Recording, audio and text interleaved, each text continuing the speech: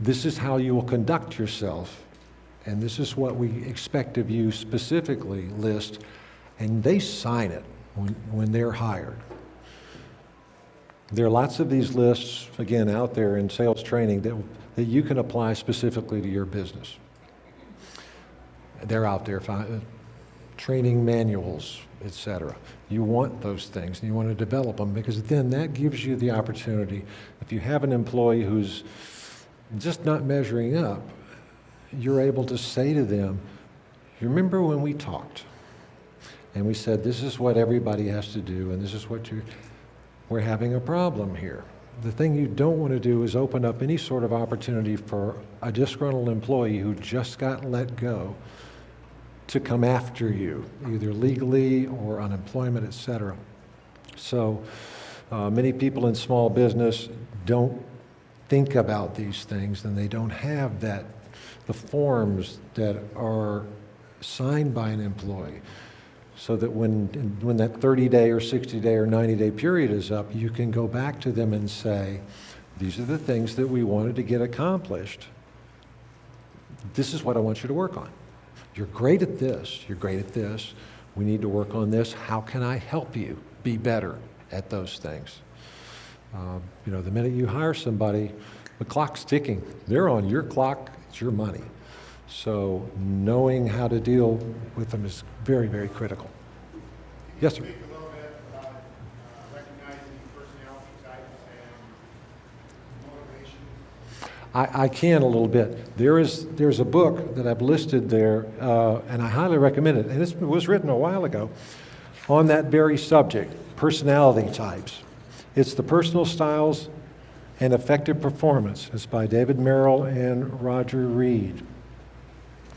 These guys, they're psychologists. Way back when, they broke down the types of personality types. You have feeler types. You have emotional types. They broke them down to about 4 different types of personality. And then they wrote this book about what motivates these different types and how to recognize them and how to do business with them and how to hire them and how to train them, because everybody's a little different. You've got analytical types, either a customer or an employee. If they're a customer, they're walking in the door, they got a list. I'm looking for these things. Very analytical, and you can recognize them in a heartbeat.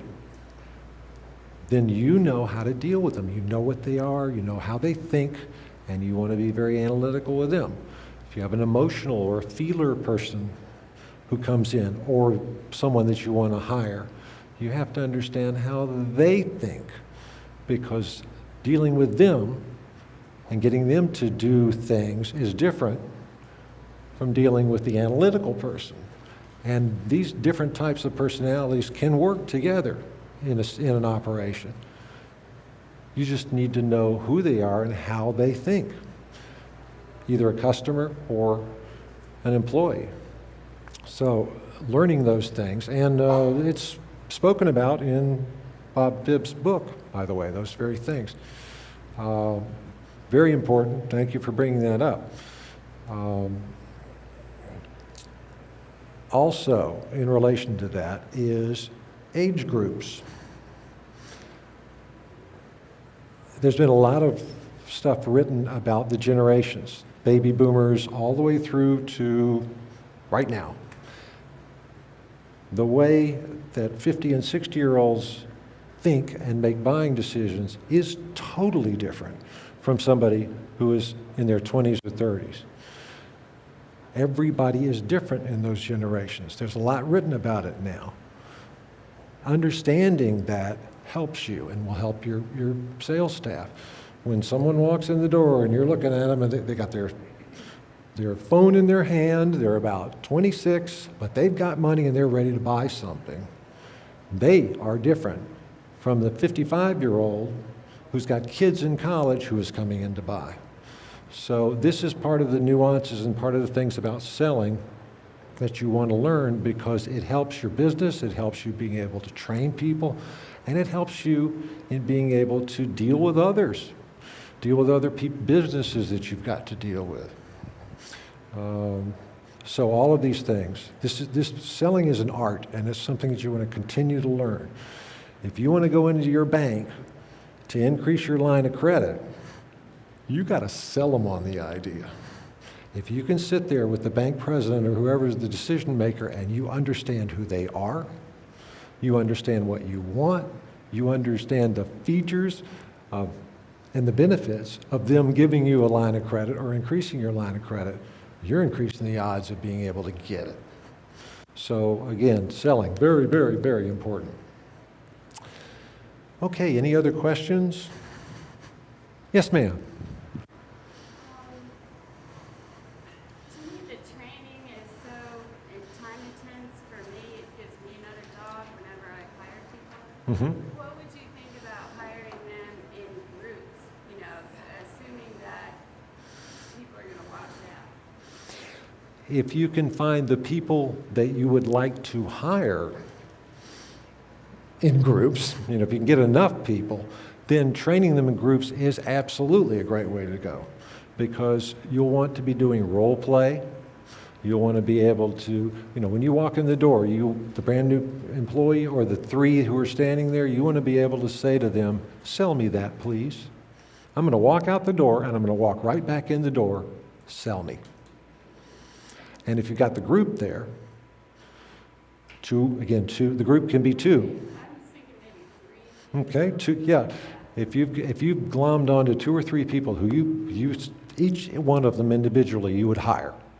If you can get them together, you're telling the story only once. Yeah, I've got to do that. Mm-hmm. And the other thing is, I find that it's only the small business owners that are really interested in doing that much multitasking and covering that many different aspects of the business.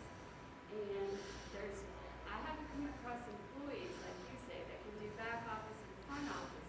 They're pretty much, I mean, I think you probably have maxed out your person, it sounds like, but she's been with you for 4 Mhm. years. And so if she just knows what is not her strength and can help you maybe find somebody without getting, you know, too threatened that she's going to cut back on hours. I have not found somebody who can be in the back office and the front office, for example. That's a tough thing for small business people. Your time as owners and managers is critical. Maybe you're the best salesperson in the place. If that's the case, if that's the case, then what else has to happen in your business that's keeping you from dealing with your customers? Maybe you're not going to be hiring 2 or 3 salespeople. Maybe you only need 1. Hire for the back room. Don't you think you have to show them how to be that person? They're gonna, it's like kids, you know, they learn what they live and what they live with. So, you know, it's setting up the expectations from the start. This is what we do here, this is what we do here, this is what we do out here, and this is the most important. You know, leave the receiving for an hour or 2. Oh, Okay, we've got 5 customers in the store. We've had that conversation. Yeah. I really think it's to be a comfort level. For sure. I Yes. just don't think she is as comfortable from the customer as some other people. That certainly can happen. And teaching and out of your comfort zone is actually a really good thing, because then you're getting more marketable skills whenever you go. Keep in mind, and this is critical for your staff, when somebody walks through your door or picks up the phone, world stops. Everything stops. They put down their cell phone. They stop doing what they're doing. Granted, they're personality types. They want everything neat and clean and orderly. When the door opens, that stops. Again, I've been in stores where they're in a lousy location, don't have that good of a merchandise mix, but they've got people that know how to connect with their customers and they know how to sell. They're making money hand over fist because of that very reason. Okay, so something didn't get folded or something did get put up on the shelves. There's a customer in the store. And if a customer is sold by you, for example, and you have another employee there, when that customer walks out the door, It's time to talk about what just happened, educating them constantly. So what did you think? If your customer is, your employee is waiting on a customer, and you're there and you're listening, you want the employee to know you're listening. And then when they walk out the door, how did you think you did? Constantly ask them, constantly train them. Okay, anything else, y'all? Questions? Comments? All right. Well, it was great having y'all here. I've got business cards here. If any of y'all have a question that you think of later, email me, please. I'll be happy to just send the answer back to you. I am here in Atlanta. I am not someone who travels all over the world giving seminars and things, as you may have figured out. I'm a retail serial entrepreneur. I have started, run, and sold 3 companies. And I sold the last one about, let's see what year, 4 years ago. And was supposed to be retired. But all of my, mainly retail. I was in the music business. I was also in the basically general contracting business for relocation companies and for interior designers. We were specializing in antique restoration, in working with clients and customers on items. I worked with a lot of retailers who needed specific help that they didn't have. This is one of the reasons why networking, I know for a fact, works. If you can connect with other people who are in business, other retailers, who out there are you doing business with, or who do you know that knows people who could do business with you? I had over 80 subcontracting companies that we were doing business with. And all 80 of them did business with each other because we all networked. Had lots of retailers doing business with other retailers. We had a clothing retailer who sold basically dresses and great things like that, but they didn't sell shoes. They got hooked up with another retail store that was mainly a shoe store, and they would trade customers with each other. Someone comes in to buy a gown for a party. I'm going to need some shoes. Oh, I've got just the place for you to go.